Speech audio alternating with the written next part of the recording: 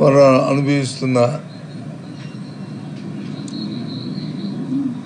కష్టాన్ని, నష్టాన్ని, లాభాన్ని వారు చెప్పిన రమ్మంటే మా ఎమ్మెల్సీలతో పాటు మా మాజీ మంత్రులు కూడా నిన్న వైఎస్ఆర్సీపీకి చెందిన వారు వండవల్లి ప్రాంతానికి వెళ్ళారు.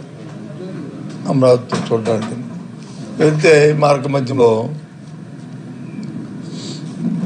తెలుగుదేశం పార్టీ సంబంధించిన వాళ్ళ కార్యకర్తలు వాళ్ళు దాన్ని అడ్డుకున్నారు.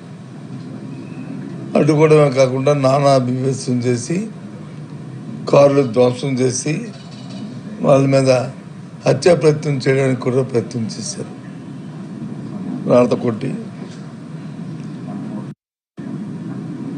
మా నాయకులనే కాదు పోలీస్ సిబ్బందిని కూడా కొట్టి కానిస్టేబుల్ కూడా చావు బతుకుల మధ్యలోకి వచ్చిన పరిస్థితిని తీసుకొచ్చారన్న. ఈ పరిస్థితి అంతా చూస్తుంటే రాష్ట్రంలో శాంతి భద్రతలు అదుపు తప్పాయి, పూర్తిగా కూడా అదుపు తప్పాయి.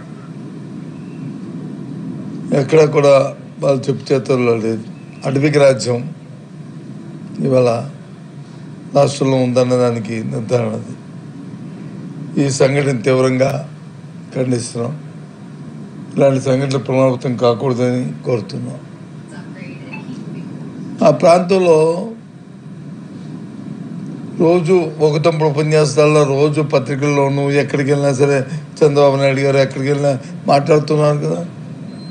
ఇంత అభివృద్ధి జరిగింది, అంత అభివృద్ధి జరిగింది, ఇంత కార్యక్రమాలు జరిగాయని. మరి మీకెందుకు బెరుకు?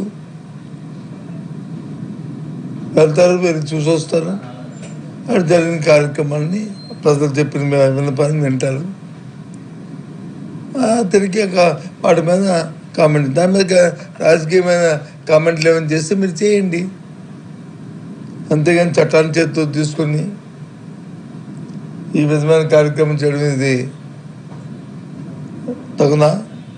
ఇదేనా ప్రభుత్వం తాలూకు విధానం? ఇదేనా పరిపాలన తాలూకా విధానం? శాంతి పరిరక్షించే బాధ్యత రాష్ట్ర ప్రభుత్వానికి లేదా?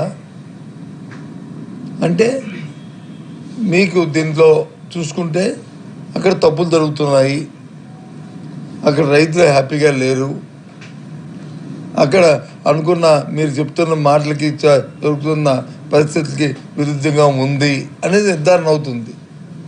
లేకపోతే ఎందుకు మీకు ఉలుకు, ఎందుకు మీకు బెరుకు? చెప్పండి, రండి చూసుకోండి. మేము కడుతున్నాం, మా భవనాలు కడుతున్నామని చెప్పారు కదా. దేశంలో ఎక్కడ చూసినా సరే 7,000 రూపాయలకి స్క్వేర్ ఫీట్ ఖర్చు అయితే మీ దగ్గర 15,000 నుంచి 20,000 రూపాయలు ఖర్చు పెట్టి కడుతున్నారు కదా. అద్దాల కోసమే 2,500 రూపాయలు ఖర్చు పెట్టి మీరు చేస్తున్నారు కార్యక్రమం. ఇవంతా దోపిడీయే కదా. మరి మీకు ఎందుకు బాధ? ఆ దోపిడీని చూడనియండి. లేదు మీరు దోపిడీ కాదు, ఇదంతా అభివృద్ధి అనుకుంటే అభివృద్ధి చూడనియండి. మీకెందుకు భయం? చాలా తప్పు. నిన్న జరిగిన ఈ సంఘటన తిరిగి పైపెచ్చు మా నాయకుల మీద, మా ఎమ్మెల్సీల మీద, వాళ్ళ మీద మీరు వచ్చి SC/ST కేసులు మళ్ళీ బనాయిస్తున్నారు. చట్టం చేతిలో ఉంది కదా అని, ప్రభుత్వం మీ చేతిలో ఉంది కదా అని ఈ కార్యక్రమం చేస్తున్నారు. రాష్ట్ర ప్రజలు చూడండి ఏం జరుగుతుందో. వీళ్ళు చేస్తున్న చేతలు చూడండి, అంత చట్ట వ్యతిరేకంగా కార్యక్రమాలు చేస్తున్నారు. ఈ సంఘటనలన్నింటినీ కూడా ఖండిస్తున్నాం.